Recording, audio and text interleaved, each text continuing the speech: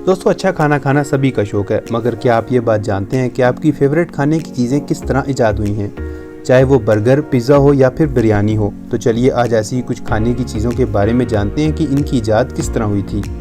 मगर दोस्तों, वीडियो में मज़ीद आगे बढ़ने से पहले मैं आप दोस्तों से गुजारिश करूँगा कि आप मेरे चैनल टॉप 5 बेस्ट को सब्सक्राइब करना ना भूलें। मैं आपके लिए ऐसी इन्फॉर्मेटिव और इंटरेस्टिंग वीडियोज़ लाता रहता हूँ। तो चलिए बढ़ते हैं अपनी वीडियो की जानिब। दोस्तों, बिरयानी की बात की जाए तो हम सब के घरों में बनती है और शायद ही कोई ऐसा हो जिसने बिरयानी ना खाई हो। ये सभी की फेवरेट डिश मानी जाती है।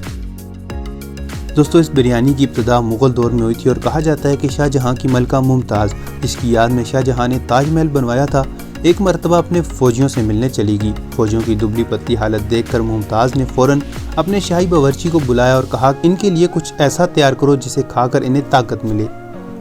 तो फिर क्या था, उस शाही बावर्ची ने वहाँ बिरयानी बना डाली जो कि आज हम खाते हैं। मगर दोस्तों, मुग़ल दौर में ये बिरयानी शाही पकवान भी बन चुकी थी और ये सिर्फ़ और सिर्फ शहजादों और शहजादियों के लिए बनाई जाने लगी थी।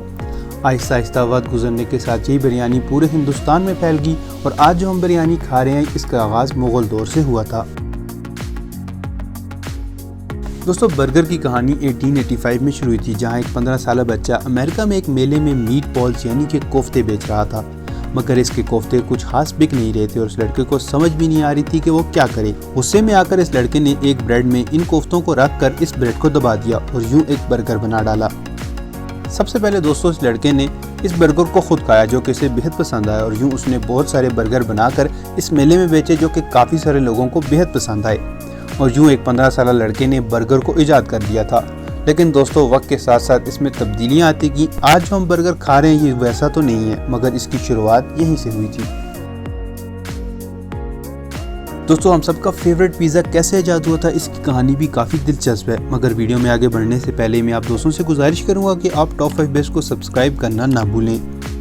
दोस्तों, पिज़्ज़ा की शुरुआत इटली के शहर नेपल से हुई थी और कहा जाता है कि 1830 में सबसे पहला पिज़्ज़ा रेस्टोरेंट भी यहीं पर खोला गया था, जिसका नाम एंटिका पेज़ेरिया पोर्ट एल्बा था।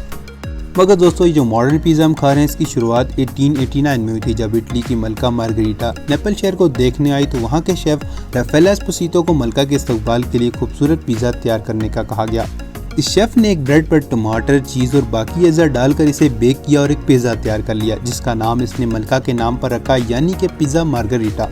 मलका को ये पिज़्ज़ा बेहद पसंद आया और यूं इस मॉडर्न पिज़्ज़ा की इब्तिदा हो गई और आज जो हम पिज़्ज़ा शौक से खा रहे हैं, इसकी इब्तिदा कुछ इसी तरह हुई थी। तो सैंडविच तो हम सभी ने खाया, मगर ये सैंडविच कैसे ईजाद हुआ, ये बहुत इंटरेस्टिंग है। इस सैंडविच को ईजाद करने का सिरा जॉन मैनटेगो के साथ जाता है। कहा जाता है कि ये आदमी बहुत ही बड़ा जवारी था, यानी इस शख्स को जुआ खेलने की लत लगी हुई थी और ये शख्स हर वक्त जुआ खेलता रहता था। एक दिन कैसीनो में जुआ खेलने में इतना मसरूफ था कि इसे ये भी होश नहीं रहा कि इसने कुछ नहीं खाया है। इसने अपने कुक से कहा कि उसे कुछ ऐसी चीज़ बना कर दे जो कि ये जल्दी से खा ले और अपना जुआ भी जारी रख सके। तो फिर क्या था, इसके कुक ने इसे 2 टोस्ट के दरमियान मीट का टुकड़ा डालकर दे दिया, जो कि इसने खाया और इसे बेहद पसंद भी आया और यूं जॉन मैनटेगो ने इसे सैंडविच का नाम दिया, जो कि आज हर घर में बनता है। तो दोस्तों, आज की वीडियो में बस इतना ही। अगर आपको मेरी ये वीडियो अच्छी लगी हो तो वीडियो को लाइक कर दो।